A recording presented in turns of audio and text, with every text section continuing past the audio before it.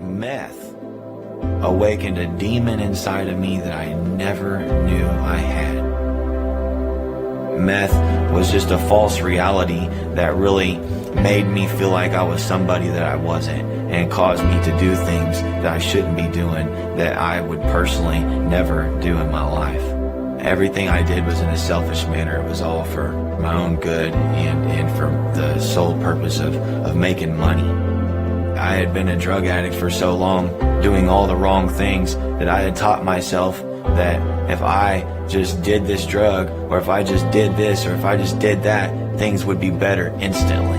No matter what happened in my life, no matter if I had a girlfriend I was breaking up with, or some stress going on at my job, or even having problems doing my job, it was always there for me. Nobody can trust someone who's always wanting to hurt people. And I found myself alone, found myself without my children, because nobody wants children around someone like that. Found myself without a home, because nobody wants to live with someone like that. I thought all hope was lost. I had absolutely no hope. And so I started to embrace my situation and really just hiding behind the drugs. And I wasn't living a life that was any fun at all, but I hid behind the drugs and made it seem like it was. I wanted to run away from my problems, and I knew that I could do better. Eventually it led to me finally going to church, just following other people's lead that I saw were doing better than me. And so I figured, okay, I'll go to church and I'll get more. And I wanted to build this bridge from my loneliness to God, because I knew that God was the one everybody said could fix things. And so I wanted to build this bridge so I could get to God, and I would go to church and try to be religious and go to classes. And still there was something missing.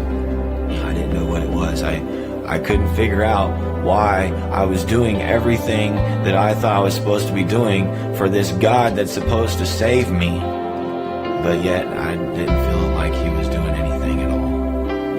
Until eventually I was broken on Mother's Day. I went to my mom's room and I just started pouring my heart out to her, and I told her that I was broken, and not really that I was broken in a sense. Didn't use those words. My words were more like, I don't know what I'm doing wrong.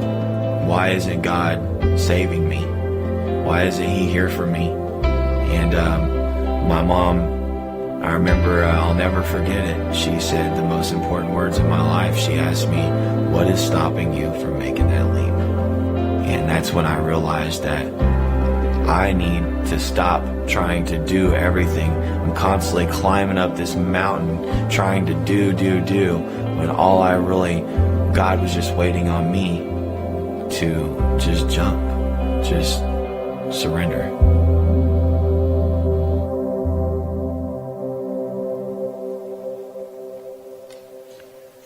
I want you to imagine that this is your life. And not just your life, but the very best parts of your life. It's what makes your life really great. You see, we all have a story, and I think in some way that story is a lot like Justin's.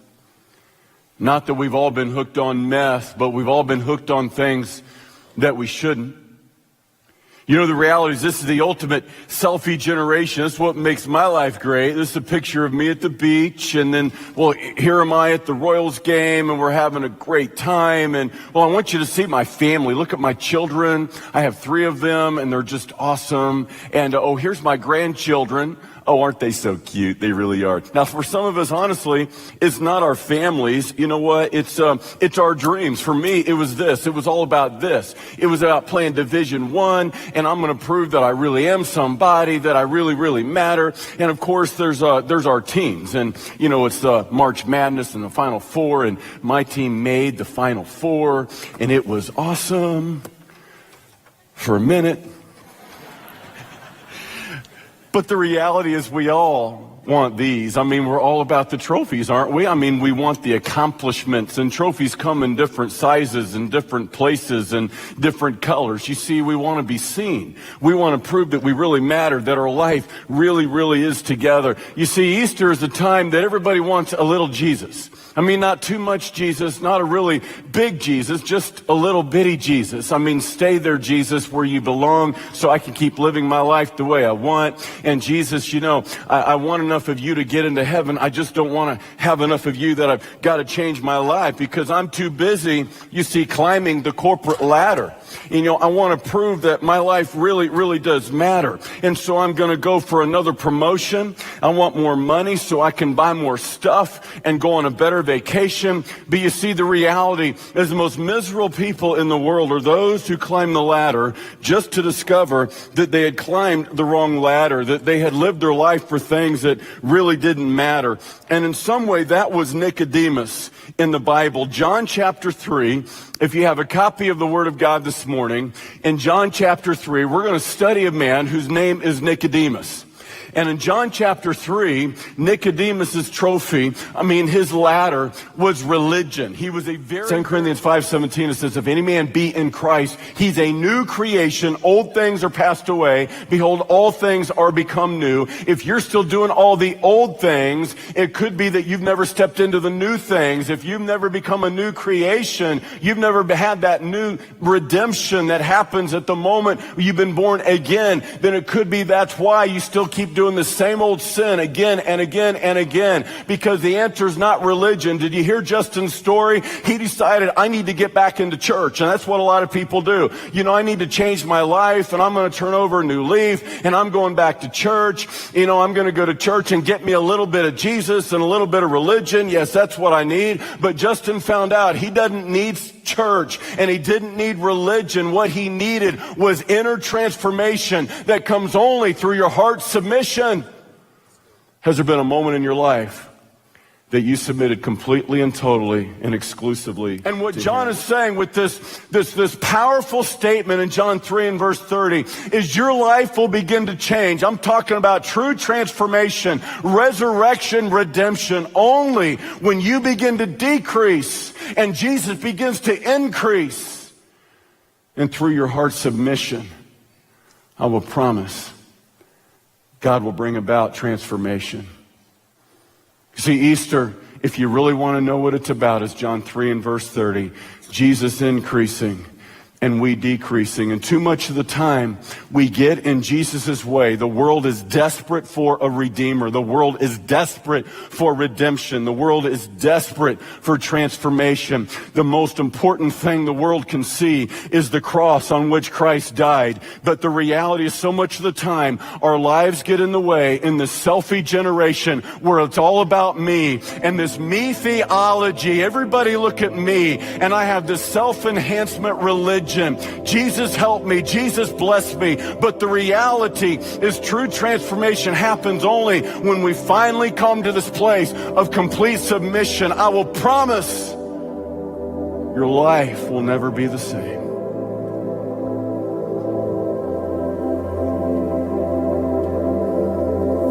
So what was holding me back was really just fear and really just not knowing how to even begin to surrender to God.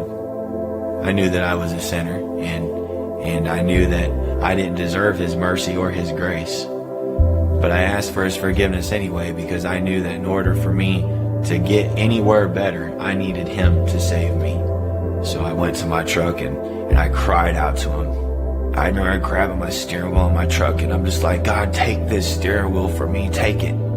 Just take the steering wheel and take me where you want me to be. For the first time in my life, I want to be where you want me to be, where you need me to be. I don't want to be where I want to be. I don't want to be better because I want to be better. I want to be better because you want me to be better, because of the better person you've made me to be. And I remember I just begged for His mercy. I realized at that point I was asking someone for something who's already done enough for me. He's already done something for me on the cross and gave His life for me. And I hadn't given anything for Him, and I just started pouring out my heart, and I just told Him I was so sorry, and I just begged for His grace, that even though I was a sinner and there was nothing I could do to fix that, I just begged for Him to fix it for me and to start working inside of me and to make me a better person, so I would never be that person again, so I would never have to beg Him to take the wheel again.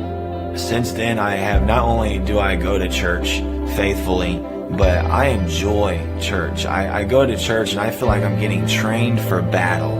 I'm still a fighter. I'm still that same warrior that God created me to be from the beginning, but now I get to fight for a purpose and a reason. My oldest daughter lives with me now, full time.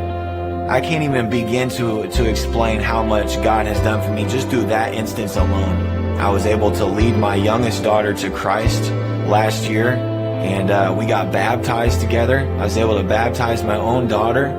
My oldest daughter that lives with me, I was able to lead her to Christ the following night. And another thing that God did for me is now I hear him talk to me.